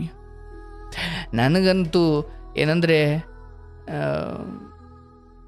ನಮ್ಮ ಬದುಕನ್ನು ನೋಡಿದಾಗ ನಮ್ಮನ್ನು ಬೆಳೆಸಿದ ಅಪ್ಪ ಅಮ್ಮ, ಅಜ್ಜಿ, ತಾತ, ಅಥವಾ ಈಗ ಯಾರು ನಿಮಗೆ ನಿಮ್ಮ ಪ್ರೀತಿ ಪಾತ್ರರಿಂದ ಅವ್ನು ನಮ್ಮಲ್ಲಿ ಬೆಳೆದ ಕಣೋ, ನಮ್ಮ ಹುಡುಗ ಹೇಳೋ ಥರ ಖುಷಿಯಾಗಿರಬೇಕು. ನಿಮ್ಮ ವಿಚಾರ ಬಂತು ಅಂದ್ರೆ ಅಲ್ಲಿಂದ ಜಾಗ ಖಾಲಿ ಮಾಡೋ ಥರ ಆಗಬಾರ್ದು ಜೀವನ. ಒಳ್ಳೆಯದಾಗಲಿ, ಶುಭವಾಗಲಿ ಬಂಧುಗಳೇ. ಮತ್ತೊಮ್ಮೆ ನಾನು